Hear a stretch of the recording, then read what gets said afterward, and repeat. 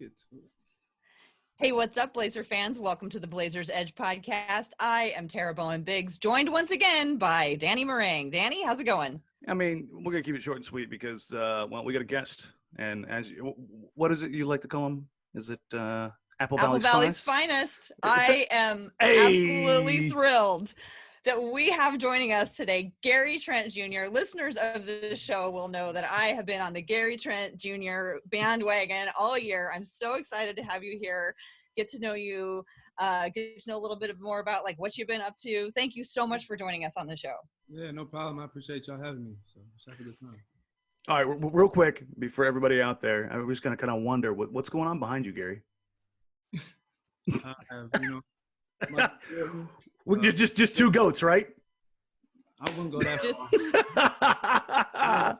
A painting, that somebody made for me when I first got to Portland. So I like to keep it up in the house. It's a nice painting. Have you been keeping up with The Last Dance? For sure. What give me your three hot takes that you've picked up from The Last Dance. Michael Jordan is really good, Have an opportunity. I never really had the opportunity to watch him throughout his whole career. Me being born in 99, he retired. So I wasn't really up on it. But the closest thing that I got to it was Kobe Bryant. So that's kind of, how I got to it. But I would say the biggest things I took from it was a warrior. He worked hard. The way he was able to self-motivate, to create scenarios and stories in his head to give him the extra edge to win a game, to fight through, just every little detail that he put into his game. So that was probably the biggest thing that I took away from it, to be honest with you. That part's been absolutely fascinating to me because I personally don't have a competitive bone in my body. So I can't relate to that part of his experience at all. But the story after story after story about him finding the tiniest little things. Making up stuff. He'll create a story that's not even a story just to, self-motivate. That's what you have to do if you want to be on that competitive, type of wave. So it's like I said, he was a great player. We're going to touch on that one a little bit later because I got a couple little video clips from this past season that I want to show you. Want to pick your brain on real quick, where it looks like you may have had a slight or two in your head heading into some competition. So we'll revisit that. Tara is really interested in the genesis of Apple Valley's finest. So I'm going to go ahead and let her take over for a little while here. Right on. Let's get to it. Yeah, here comes the mom questions. So I would love to know what it was like, growing up in Apple Valley. I understand that there, the Jones brothers were there and you got to play with them. Your dad being on the Timberwolves, you probably spent a little bit of time maybe around the team. Just what was it like growing up there? Yeah, growing up in Minnesota, it was great. I met my best friend there and friends that I've still talk to forever. I moved to Minnesota from Columbus, Ohio when I was in 4th grade. And that's when I met Tyus Jones. And then from there on, 5th grade, 6th grade, 7th grade, 8th grade, 9th grade, to continue on all the way to USA teams and 17U, 18U, we were teammates. So, when I first moved there, it was great. It just so happened that we were all in the same place. It was organic. Nothing was forced. We didn't move to Apple Valley because they had a future. We were too young to know anything what we could have been. So, it helped us motivate one another. Everything I saw Tyus doing, I wanted to do. I wanted to make a USA team. I wanted to be the best player, in my position, one of the best players in the country, having a choice to choose, whatever university I could go to. And it was the same thing for Trey. So we all just motivated each other. We pushed each other. We worked hard. I played with Tyus, my freshman year of high school. He was a senior. So, I had the chance to, play with him and watch him grow from 8th grade to, his career now. I'm still playing against him to this day. So, it's surreal. It's crazy. Yes. Speaking of playing against him, I'm going to jump ahead to something that I was going to bring up at the end.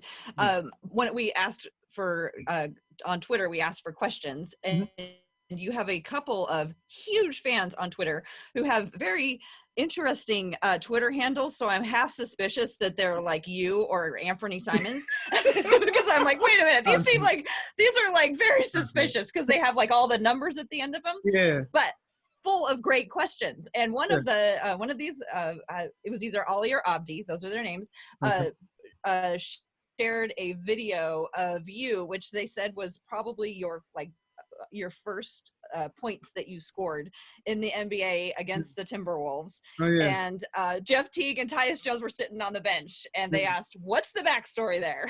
Yeah, no, they just talking a little trash, Tyus.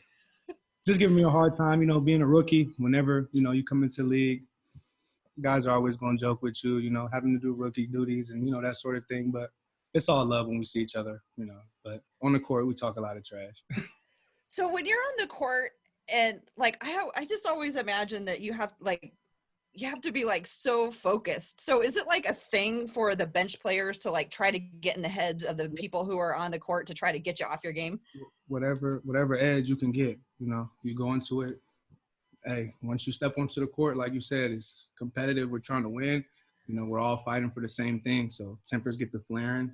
So it could say some pretty mean things to one another. Tara likes to believe that only kind, nice, encouraging, and team-oriented things are said on the basketball court at any given time. So you're destroying her very butterfly-filled vision. It should be like that for your teammates, but your opponents, teammates, they should be all love, joy, great basketball. But when we're competing for something. You are such a diplomat. This is amazing. But you did get into Donovan Mitchell's head at one point. I try to everybody's head. Some react more than others. That game at the end of the season was heartbreaking in the loss, but there was some really that was just an intense and exciting battle down the court. Okay, I've already gotten all way off script. Going let's see, going back to what it was like growing up. Your dad, Gary Trent Jr., basketball player, also was a player development coach, assistant coach for the Timberwolves. Did you get a chance to hang around with them much, or any other NBA players that were friends of your father's? Yeah, growing up, I met all type of players. I met Kobe Bryant and LeBron James. I have a picture. I think I was with Yao Ming, and he picked me up to take a picture, but I was so high, I was crying. I met Shaq. I met, all types of players. But, the people that I'll be the closest to right now will probably be Sam Cassell and Kevin Garnett. That was probably, the most success my father has had with a team. So, he was close with them. He's still close with them. They're uncles to me. So that would probably be, the closest that I have from that. But, like you said, my dad was coaching. He was a player development coach for the Wolves. So I seen, Karl Anthony Towns rookie year. I seen Zach LaVine. I seen Andrew Wiggins. I seen all their growth and development as they go to different teams. So, from literally starting from scratch of coming into the league. So, and the same for me, when they see me now, they're, oh, hey, Lil GT, or hey, Gary, oh, we remember you. So, yeah, it's crazy. The thing that I'm taking from this is that you and Ant had some pretty legit uncles / godfathers. You with KG and him with Penny. That's a pretty rare company, man. Say that. It is. In preparing for this, I read a lot of of old articles and things like that. I read about you and your dad and your relationship. Starting off as a player very young, wanting to be in the NBA, and man, he's just a great storyteller. And I was wondering what ways you think that you're similar to your dad, and are there ways that you think that you're different from him? Yeah, I'm almost the solar opposite of my father in a sense, but he taught me a lot. That's a great question. I don't know. What's different besides different, but I don't know. What he taught me though, obviously work hard, always believe in yourself, be yourself if you believe in something, but other than that, nothing too crazy. No, I don't know. You have younger brothers, right? Yeah. What's your family like? Do you get to see them very much? I see them throughout the year whenever I can go to Minneapolis. My 3 little brothers, Garrison, Grayson, and Graydon. We all have G's. So, but my dad does the same thing. He was doing with me. He's training with them, being their tutor, helping them in class and school and everything. So the same way he raised me, the same workouts, they're doing. So he sends me videos and I see it, and you see the progress. They're getting better by the week, by the month. So yeah, it's fun to watch the development. Here's the first development question for you I got. You know, When was the moment when your jumper surpassed your dad's? I know you know when it happened. I'll say around middle school, probably 8th grade, 7th grade. I'll really say he could not shoot with me anymore. Yeah, that was when it clicked. Yeah. And I was going through because I'm interested in development, and especially guys like first 4 years in the league. Yeah. Your shot from the earliest film that I found until now has had probably the least amount of changes I've ever seen from an NBA player in the early parts of their career. Was that something that you really worked on, like honing in those mechanics at a really young age, or was that did your jump shot kind of come as a natural thing, as like, you know, just a kind of more of a natural movement that you just felt worked for you? Just repetition, you know, after jumper for years, something has to click, something has to give. You know, there's no way I could do something where I'm shooting 1,000 makes a day to, you know, 800 to 1,000 makes, and I don't, you know, I'm not able to shoot. So really just the work. You know, my dad told me, if you put the time in, it will pay off, you know, literally. And I believe that, and I've been, you know, living by that and doing that ever since. You know, I tried that same thing. It didn't work for me. Man, bro. It's still broke. It's still broke, man. Man, don't give up. Keep trying. It's got to click one year. It's going to click for you. I'm running out of years, man. Running out of years. You look young, man. You good. No, I appreciate it. I'll be the oldest dude on the team right now. All right. Oh, man. need, you know, nothing wrong with little vet savvy. Yeah, I'll lay across the bench, Cayman style. Exactly. Some water, you feel me? Whatever you can help us win. He can do all that talking from the bench. I got 6 fouls. That's what I got. I got 6 fouls. How have you been the last couple of months? What have you been in Portland? How have you been staying active, and how have you been? I have not left Portland. You know, right when they told us, you know, they shut down the practice gym, so we weren't able to get any work.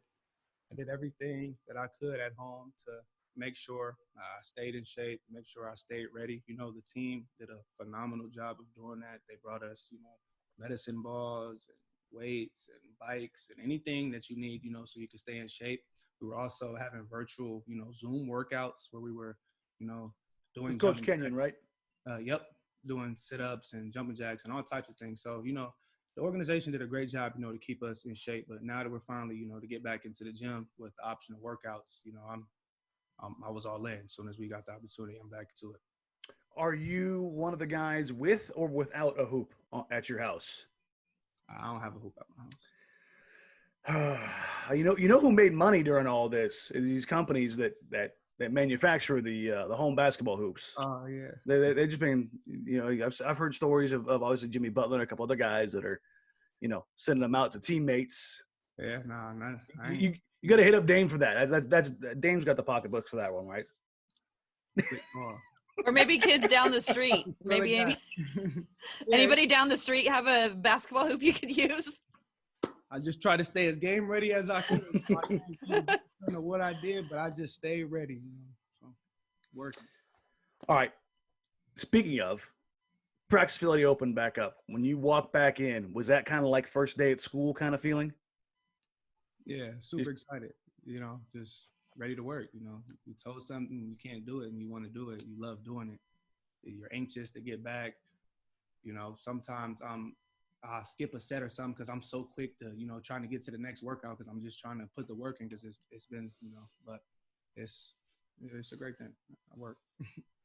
Speaking of putting the work in, we'll dive into this a little bit because I know this is what a lot of people want to hear you discuss. Okay. You were coming into this season for you know, outsiders. You were a fringe rotation player. That was the belief, right? You would contribute. You know, you're still early in your career, but okay, Tara believed it, and I'm sure you've heard I've said that you will be a career player that will play at least a decade in the NBA. So you've got some supporters here. But with the way the roster is structured and with everybody healthy, you had to kind of wait your turn. That's just how the NBA works. Sure. But because of injury, because of how things went out, you were put in a role that typically young players in Portland are not put into. Some guys have done well in that. Some guys have struggled. Some guys have had up and downs. You seem to work your way into something specifically late mid-December and on. One thing we always hear from athletes is something clicked. The game slowed down. This, that, there's always that little moment. What was it coming into the season? You talk about the work. What specific work have you put in to slow the game down, specifically on the defensive side of the ball? Yeah, just trying to separate myself in any way I can to give myself an edge. I put in countless hours of work on obviously everything, you've seen on the floor. But like you said, just try to separate myself. For example, I asked, our media guy, can I get a video from all my defensive possessions, from this year, so I can really hone in on that and watch the film and see, okay, in this situation, I should have helped, I should have helped this man right here, or I could have had help right there, just so I can get a better understanding of the game, become a better player. A goal of mine is to potentially be a defensive, player of the year, defensive first team, second team, third team. That is honestly something I want to accomplish, and try to do. So I got to do everything I can to, hopefully I can do that one day. That's actually a perfect transition for me because Kelly Iko, the Athletic, interviewed Robert Covington and had an article come out today who talked about how he utilizes his length. He doesn't necessarily have the most explosive speed, but it's about understanding his matchups, understanding where he needs to be and what he needs to be. And what you were talking about earlier, I'm going to do that whole share screen thing. So we'll see if it's actually going to work. We're going to give it a shot here. Cool. This is exciting. Modern technology. Hey, look at that. Look at this working. guy. All right. So one of the things that when I was watching some of your defensive possessions here going back and when you were generating steals, you're operating above the free throw line a ton. One, as a guard, you're picking up a lot of primary ball handlers. But where you find yourself, and where I found you generating turnovers is, again, playing tight on Booker here, showing him inside. That free throw line and down is where you seem to have the most, free throw line and up. And over and over again, playing in pick and roll coverage, playing underneath here, getting out in transition. So if you go back to the Devin Booker, I can run through it all for you. Perfect. Yeah. So, for example, he pause it? Or? Yep. Pause when you get to the top of the key. So, for example, Devin Booker, the biggest thing also about defense is knowing your tendencies. Obviously, you have to know who you're guarding. So, Devin Booker, being a prolific scorer he is, I know he's going to either try to go to his left hand to get to the rim or he's going to either stop. He could step back at the elbow. He has an array of moves. So, the thing I really want him to do in this situation is I'm trying to give him a little bit of space because I know whatever mood he's going to lead into, I'm going to try to beat him to the spot. So I stay with him. I see what a move. I'm just watching every way he's moving until, I just try to stay in front of him. My tendencies, different drills you can do, defensive slide drills, but it's really just biggest thing I really found out the defensive end was just effort, literally effort. If you get hit by a screen, don't give up, keep sprinting through. It's the little things, that can separate you. So, and that's what I really tried to hone in on, on the defensive end and seeing through, film, So you go to the next slide, I could break it down too. Perfect. But yeah, so just trying to, stay in front of him and then a little flex there at the end for you. Yeah, try to get getting excited, have some energy. This is a play that I really like from you because, again, you're talking about that ability to fight over the screen, how to recover, when to recover. And, again, you're making plays around that free throw line extended at the nail, coming back to it. And let me go ahead and drop the volume out of that. There we go. Here, you go for that backside swipe, and you feel him kind of reset and go back down that outside. And instead of chasing you and Wenyen here, this is a little bit of what I think is a little bit of a different coverage than I've seen from you guys in the past. Yeah, I'll explain that too. But yeah, I'll run it back here from the beginning. Yeah, I got you. So like I said, you always need to know who you're guarding. So I'm guarding Javon Carter. He's most likely not going to come off that screen and shoot the three right away. And I know that, just by watching film and knowing who he's against. So instead of, I just try to worry him over because I know he's going to come over, but he cut back. He's quick, he's fast. And once I seen that, Wenyen helped me out a lot because, when you're on the defensive end, it's not just you. Wenyen helped me. So he cut back. Wenyen had to help me to take my man. So therefore, I have to have Wenyen's back and get the steal and be ready if he passes it. And then from there, it's just, attack and try to get a basket, make a play. And real quick on that, there was a trend that I noticed from you closing out the last probably 20 games of the season where your transition opportunities, the turnovers you created led to more fast break opportunities than anybody else on the team. Is that something that you were like, hey, this is an opportunity. I know we're not a transition team. We're not a fast break team that, that you really worked on, or was that just kind of it just kind of matured that way? I never really thought of it that way. No, I really just, when I get in the game, any way I can affect the game, whether it's knocking down a shot or getting a defensive stop, a big rebound, I'm willing and wanting to do that. So anytime you see Gary checking the game, he's going to go play hard and he's going to do whatever he can to help his team win. All right, we're going to get the same game here. This is what I started to notice. Again, your confidence building. You started, as you notice, this is the same game, obviously, a little bit later in the game, but you're having a good game here. Now, I know that you guys ended up dropping this one, but you personally, you were having a game. You were affecting things on both sides of the ball. And as that game wore in, you started extending your defense out 30, 35. And here, look at you. You pick it up at 37, 38? Is that something that as the game gets in, you start feeling yourself kind of work into the game and impacting the game where you just want to just push it up another gear? Yeah, for sure. Whenever, obviously you see the score. So at this time, we obviously could, obviously we didn't have the energy or whatever. So I'm trying to, spark energy, whether that's with a defensive stop. All right, let's keep going from here on out.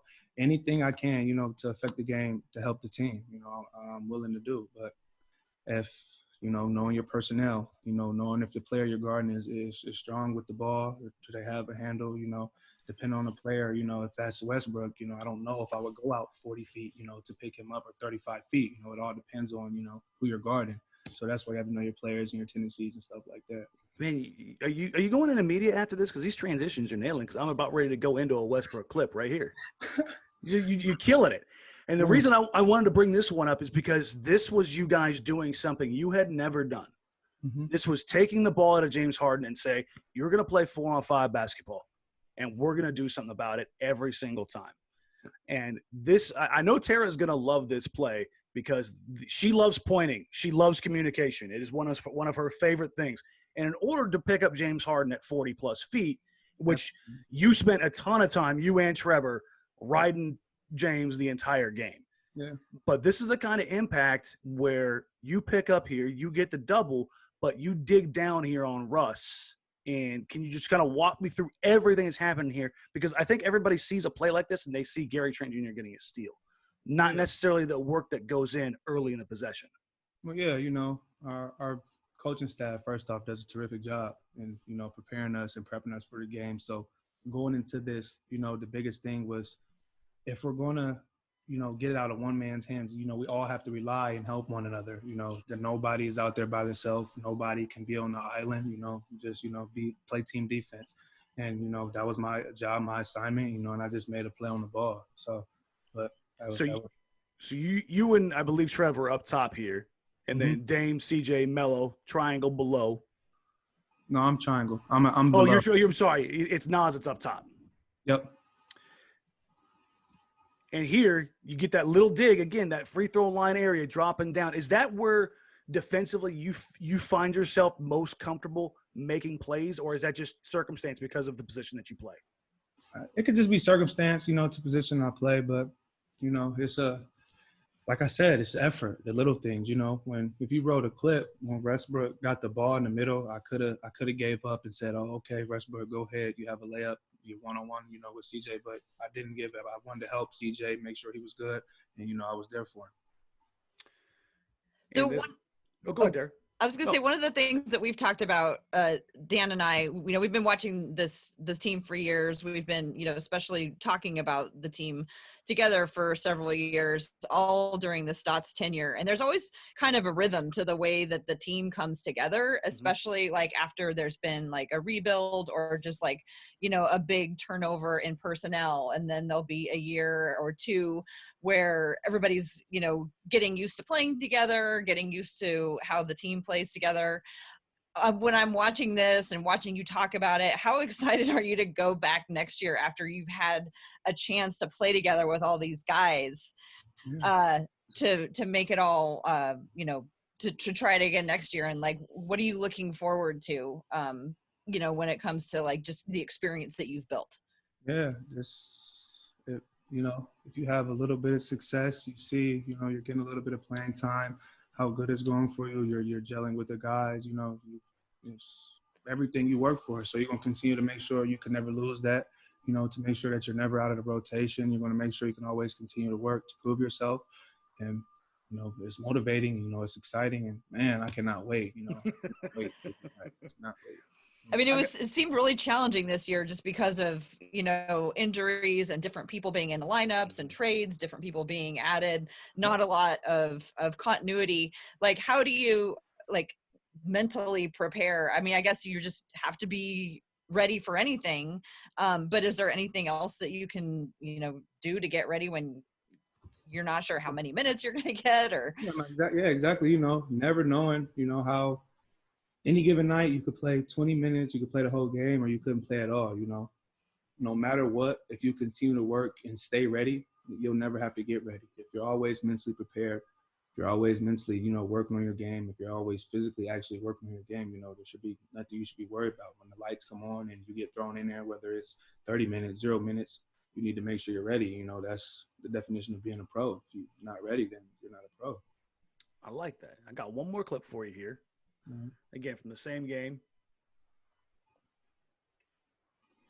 Just the one thing that I've noticed here, and it's the reason I wanted to show that clip is, again, what happens at the end of this play? You force a turnover, mm-hmm. and it turns into points again and again and again. And as I went back and looked at it, your transition numbers post-New Year were the best on the team. I was like, this is becoming – and I started getting to him. I was like, Gary's transition opportunities generated off steals, like on a per-possession basis. Again, it's your smaller sample size as you started getting more minutes, but it started growing and growing and growing. And I was – so that was just something that just kind of popped up, huh? Yeah, I guess. I just, whenever I'm thrown out there, being ready. And like I said, our coaching staff does a great job of preparing us and challenging us. And, they challenged me on the defensive end to be better. I made a big jump from my rookie year to what I'm doing now, but after a year of guarding a CJ in practice, guarding a Dame Lillard that can't do anything but make you a better defender. It can't. There's no way. Whether you're stopping them or you're not stopping them, you're still seeing moves that you've never seen before, still move that you need to guard. So it's the year of development, and it's great. Continue to work. Continue on the development curve. The first time you and I talked was at Hoop Summit a couple of years ago. Okay. And you said the one thing that you were not worried about, but the thing that you knew you needed to focus on was your lateral quickness and your defensive ability.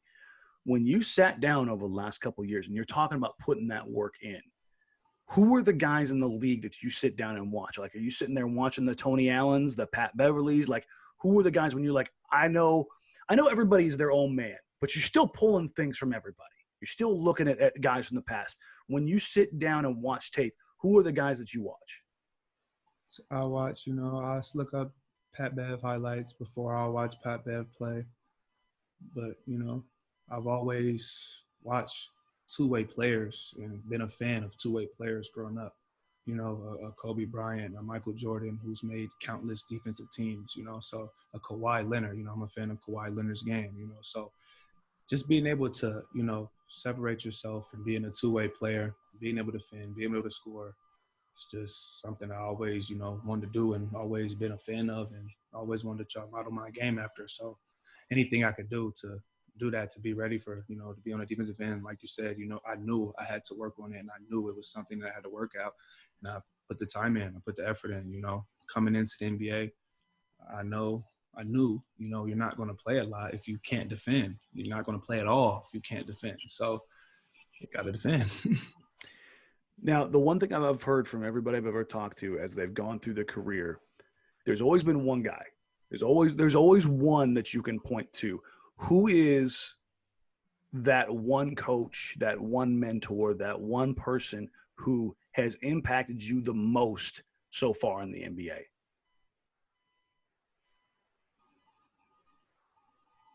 This answer would have to be close to home. You know, my dad. Like literally, you know, everything that I'm hearing, you know, from coaches or players now, my dad has been telling me since we started. You know, he played in the league 9 years. You know, he knows the ins and outs. He knows, you know, how to be a successful player. You know, how to stay in the league past, you know, 8-7 years. So he gave me the blueprint.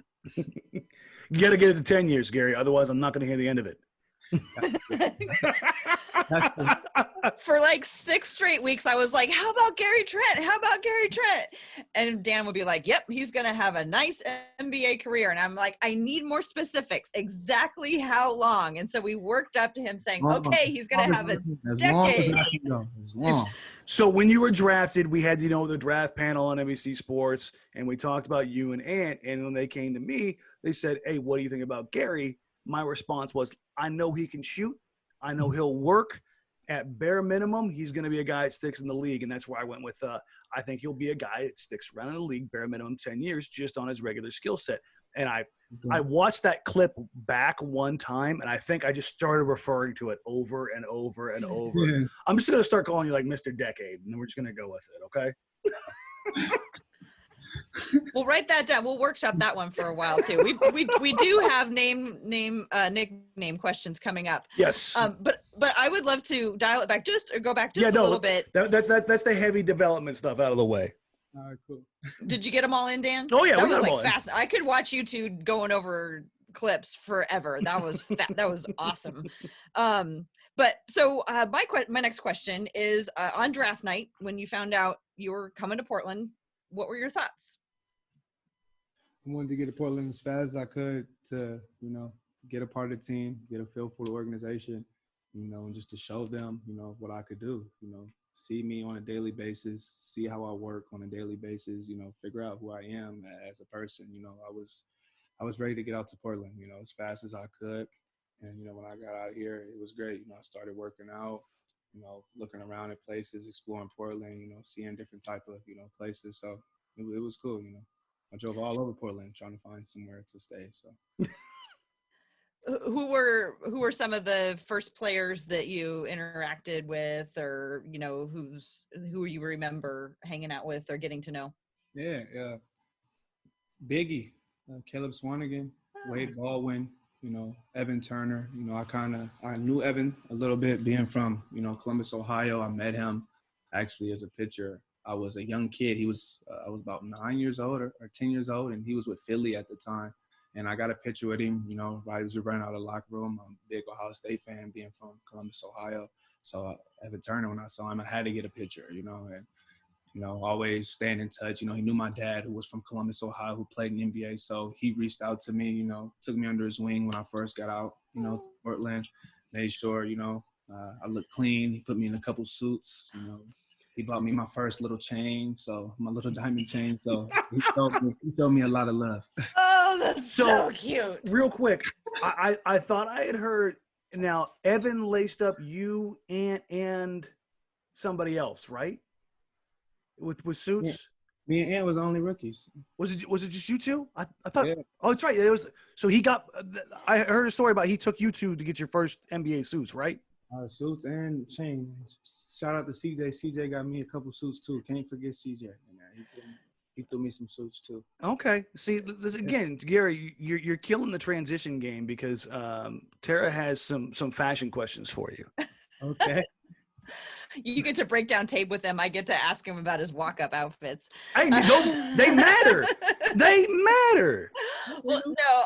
I've noticed that you're one of the players who really shows up on the walk up. You seem like you really enjoy, looking really nice. I'm wondering if fashion is an interest to you, or do you just happen to have like, you know, really good supportive stylists and guys like Evan Turner putting you in really good looking suits? Oh, no stylist. This is all off the mental. Okay. I go into my closet, you know, I'll pick it, try to put colors together, try to make it match. If not match, as long as it looks good. So no one's laying this out for you. This is all GTJ originals. Oh no, this is all for me. Okay. No stylist. No. Oh, fascinating. Well, I know Chief was also he had some really nice stylists, and his wife, or style himself. His wife like has amazing style. Do you have any style icons in the NBA, or is this just all Gary Trent original? No, I would lie if I say I didn't see different type of styles and what people was wearing, obviously. But do I copy it? No. So let's clear the air on that. But, some fast people that you could say that had good fashion, Westbrook, Michael Jordan, he had the retro swag. Couple swaggy players that got swag offside the court. We got Carmelo on the team now. Carmelo just as nice, D'Angelo Russell just as nice. Dame just as nice, he just dripped in designer. So you gonna sport the vest no undershirt anytime soon, or is that a Dame one-off special? Say that again. Are you gonna go the vest with no undershirt like Dame did in LA, or is that a Dame one-off special? Nah, that's a Dame special. I'm gonna leave that to Dame. That ain't for me. Nobody else can do that one. I think that's he's got a lock on that one. Let's see what else did you have? Are you ready to transition into something else? Yeah, well, I mean, we've got our listener questions we can get to, and my phone is acting just okay, spectacular right now as I try to pull up the list. And I could piggyback on the fashion too. As the years progress, it's only gonna get better. Oh, okay. So we got something to look forward to. Yeah, give you something to look forward to. I mean, your first couple of years in the league, you did have some fashion veterans to lead the way for you. I mean, ET's clean. I mean, that's wild but clean. Sure. Exactly. And for sure. Nurk's a young buck, but Nurk's not out there slacking. I mean, he makes statements like he exactly. does. Like his suits be different. His suits are different. Each one tells a story. Like. For sure. It has a lot going on. They're nice, though. They're nice. Like, is that where you're headed this? Because you said every year is going to get better. So now that's what I'm going to be looking for. Storytelling ensembles. Just tune in. Okay. Oh, my gosh. I'm so excited. Well, what have you been wearing during quarantine? I mean, I put on an actual outfit today. I don't have it on anymore. It only lasted like a few hours. But, like, what's your style for quarantine? Quarantine, sweats. Team workout gear special. That's it. I'm wearing jeans right now. I don't want to brag or anything, but no.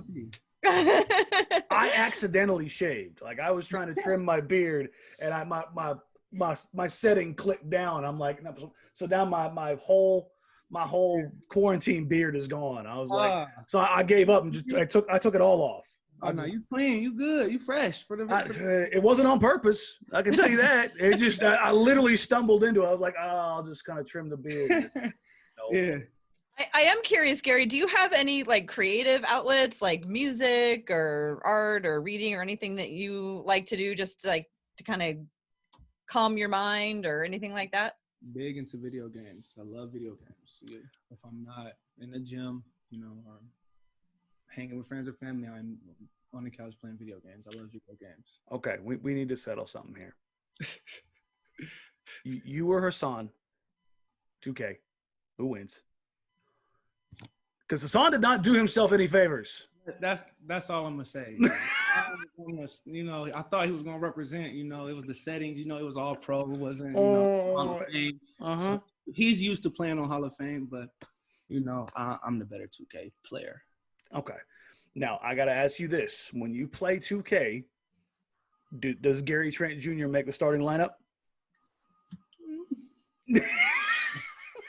My rating is too low. I can't do it. Hey, it's way too good. It's going to go way up. You did get your little bump before on the last update patch. I did see that. Okay. But yeah. I have to ask you this because I have to ask every player who plays. Mm-hmm. Did they get your jumper right?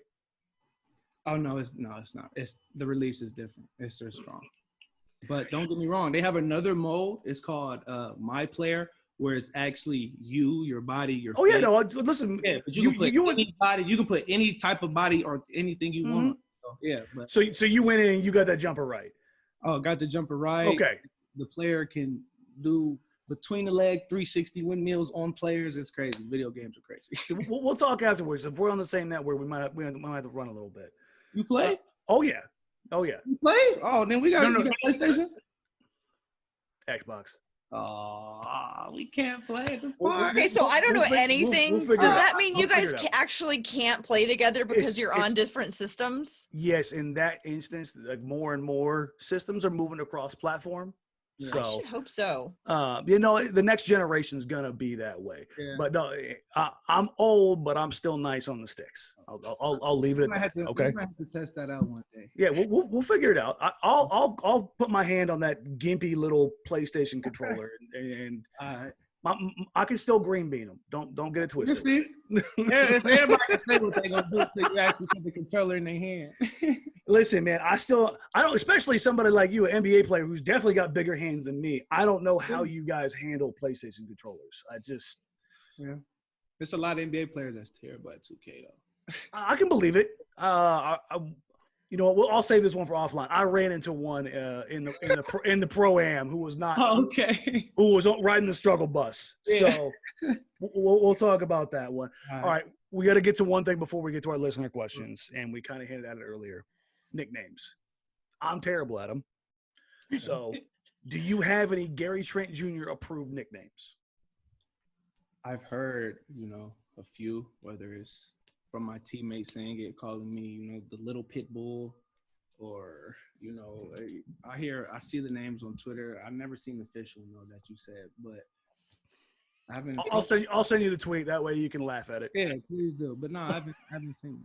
If y'all have any suggestions, please let me know. If y'all see any, please let me know. Well, so you're open for business? For sure. I'm okay. Nickname, go ahead. You can't make your own nickname, so Thank you. Can't make Thank you. Can't make your own nickname. So whatever people suggest, that's what they'll call me. my problem is I always make them way too complicated and nobody can ever spell them. Like I had an excellent nickname last year for Scala VCA. Superscalifragilisticexpialidocious. I mean, it rolls off your tongue. That's a lot, though. But it's impossible to put in a hashtag because, you can't even see the whole word when you're tweeting it on your phone. Yeah. And then I pushed hard for the hashtag Aminu Appreciation Society, which once again is beautiful, but way long. So of course the Aminu Hive took over, and I had no hope. Yeah. I mean, for you so far, I've come up with Apple Valley's Finest. It's a little bit shorter than my other ones, but it's still a little bit. Yeah, there's a lot to it. Yeah. And I'm really curious about the Just Be Great and where that came from, and if anybody's ever tried to, or if you've ever heard anybody call you anything, associated with that. I heard some people, as in passing, will yell it or say it, but we could just call you Great. That would be nice. But I started that actually. I've been saying that since high school. I was, how LeBron has strive for greatness. Everybody has their own saying, and I just was thinking one day, and that's what I came up with, and I believed in it and been running with it ever since. So. Yeah. So this is a call to action for everybody out there. We need a Gary Trent Jr. approved nickname, and it's got some lofty standards to live up to because the Trent name has one of the best nicknames in college basketball in Shaq and the Mac. For sure. So it's got. Listen, it's hard to beat Shaq and the Mac. But we got to be in shooting range, okay? So everybody listen out there. When we get in this in the comments, make sure you get in your Gary Trent Jr. nickname and don't come with the weak stuff like I did. Okay. You tried. I mean, it's you got to put some stuff out there. Listen, you got to fall on your face. Got to throw some names out there. Had a lot before he came up with Rip City, right? He had to try some different things, and that's how it goes. And actually, Gary is a really fun name to yell from the stands. So if you ever hear some lady screaming from the 300 levels, that's probably me going, Gary, because it's actually a really easy name to yell. Yeah. So maybe we're just trying to impose a nickname on you and you don't even really think you need one. I'm open to any nickname, if it's cool. And, I was just, you said Apple Valley's Finest, but as of right now, Tyus has had more success in the league and has been in the league longer. So you can't recognize it. Okay. Am I really the finest Apple Valley yet? So I don't know about that name. It was a good idea, but I don't know. I respect that. That's something I can respect. live up to. Actually, mean behind my name. It's just Well, I've heard that he's been known as the mayor of Apple Valley. he's everything in Apple Valley. He's Apple Valley. Get the He key to the was born city. and raised there. He's the, he's a great player from Apple Valley. He's Apple Valley. Is there like another name for Apple Valley, or is Apple Valley like an area, or is it actually a town? It's a suburb in about 20 minutes from downtown Minneapolis. But the name of the town is Apple Valley. Oh yeah, it's literally Apple Valley. Okay, it's a little. It's Minneapolis's Lake Oswego. Well, let's go to some listener questions, and we'll just all sit here and ruminate. And at some point, Kevin Calabro is going to say something off the cuff, and it's just going to like catch like fire. And I can't wait to find out what it is. But for now, we do have some questions. Again, we have these two Twitter fans who just had a ton. They came in just hard with some really great, and they're kind of specific to the area they grew up in. Very oddly specific. So a few of them from Ali first. Was Gary at Tyus Jones's draft party?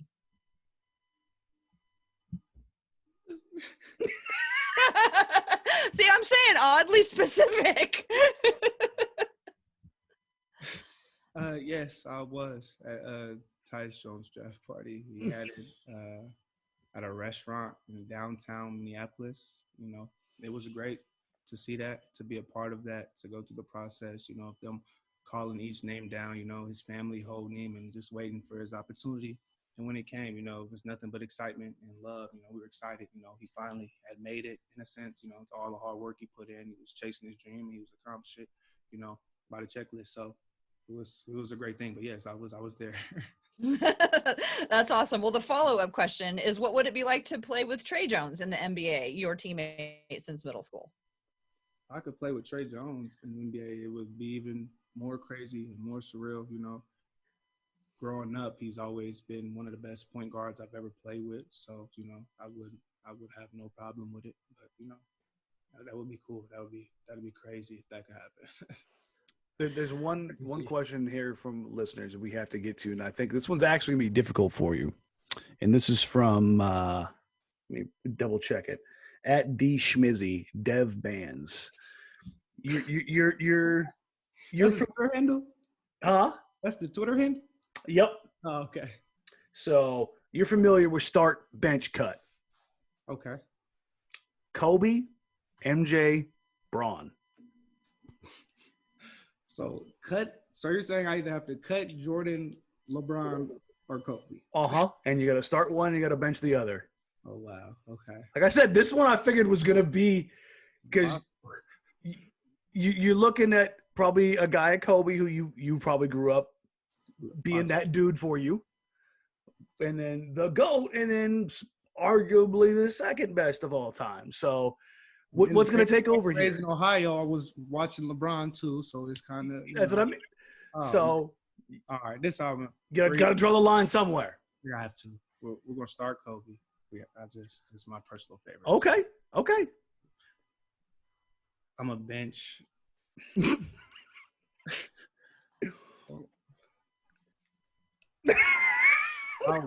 I know, just the idea of even saying the words is terrifying. I got it. I'm a bench Jordan because we're going to use him on the bench for all his old wisdom. Okay, so there you go. He might have, so he could give us an edge, and then I have to cut LeBron, but I don't want to, but I have to. But you're gonna revisit that in the offseason and pick him up off waivers. Yeah, I don't know. That's too tough. That's almost impossible. I saw that one. And I was like, I mean, it's easy for me, but I'm an older dude. So yeah. Like the funny thing is, I'm from LA, and I couldn't hate the Lakers more. Yeah. Like it just Nope. Easy for me. Yeah. I feel you. He's funny. We got another one this one's from Spokeland at Brutal Telling.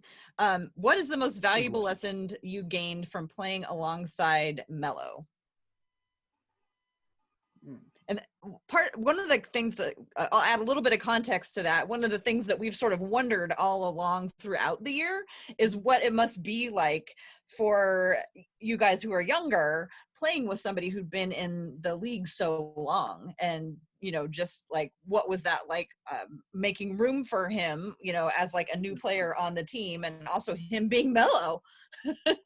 That's what I was about to say. It's deeper than that. He's Carmelo Anthony, you know, not just being his teammate. I grew up being a fan of Carmelo Anthony, watching Carmelo Anthony. You know, he was playing against Kobe Bryant in the playoffs. I was watching the whole series. I was watching, you know, game one when he had 41 in Staples. So to see it actually surreal in real life, you know, watching how he works during the practices, how he's communicating, how he's leading, how he's telling you to pick it up if you're slacking, you know, it really shows who he is, why he is who he is, you know.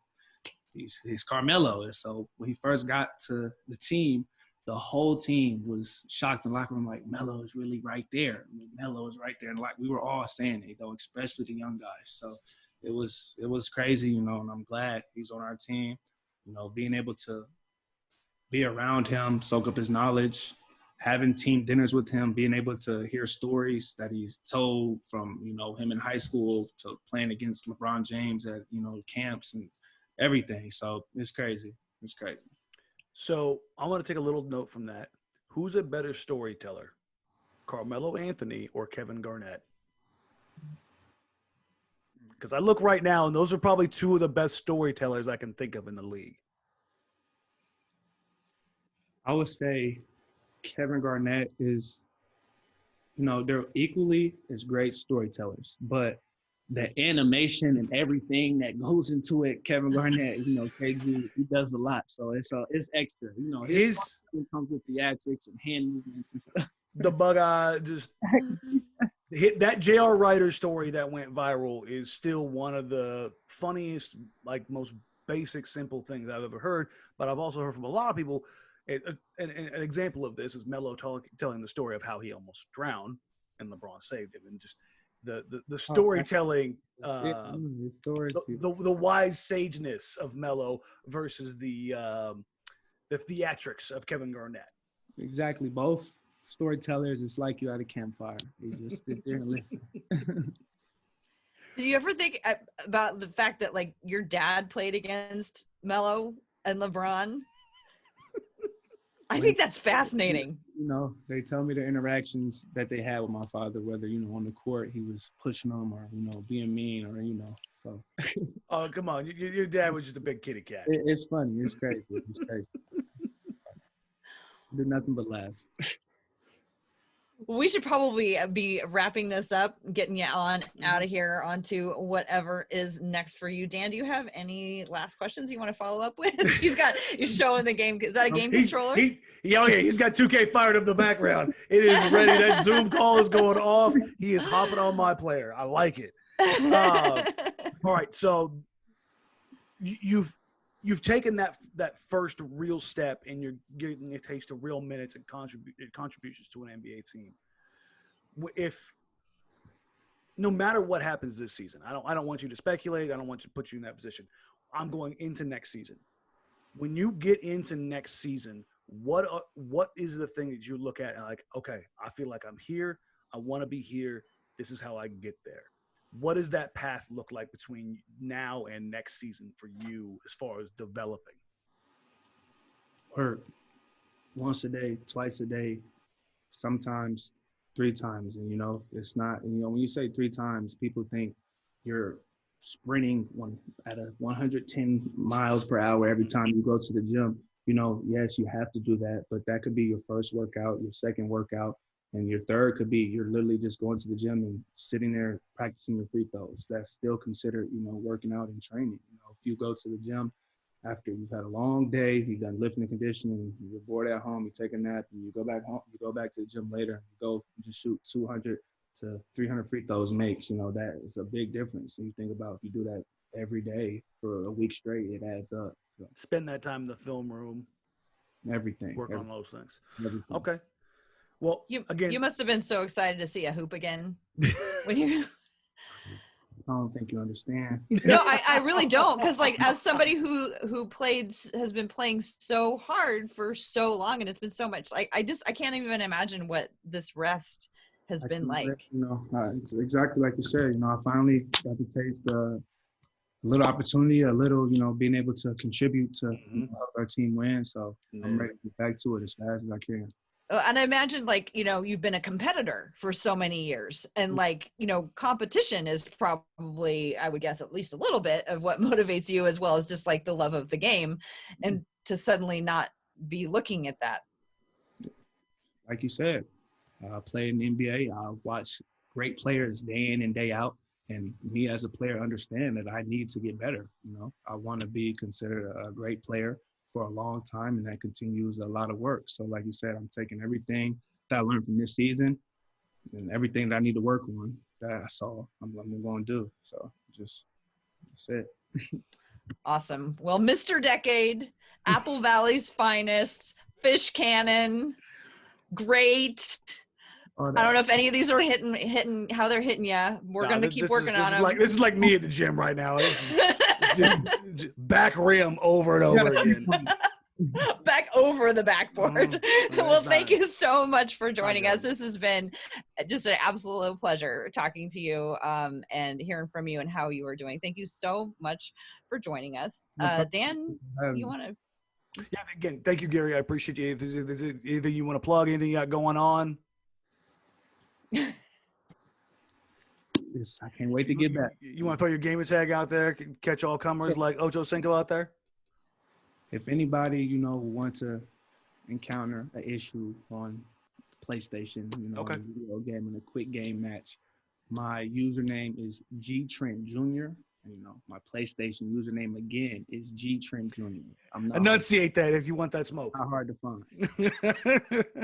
Thank you, man, for joining us. I really appreciate it. Good luck. Hopefully the season's able to resume. Best wishes to you and your family, and everybody stays safe and healthy and everything that comes along with that. Twitter handle is at G Trent Jr. Yes, sir. Tara, go ahead and let everybody know where they can find you. You can find me on Twitter at TCBBiggs. And you can find me on social media at Danny Marang, at DANNYMARANG. And when Gary's back playing basketball, following every game on NBC Sports Northwest with my co-host Joe Simons. Gary, thank you again for joining us. I'm going to boot up 2K in the back, and we'll find a way to we'll get a neutral site location going here. See, oh, there it is. Just this is the problem with society is our platforms don't automatically work together. Don't. I mean, give it time. Give it time. We're probably like a year away from it just being a normal thing. So that way, old people like me can still just use that veteran savvy, get out there and put in a little bit of work. Thanks again, Gary. It was a real pleasure. Man, appreciate y'all. Thank you. Y'all be safe. Enjoy the rest of y'all day. Thank you.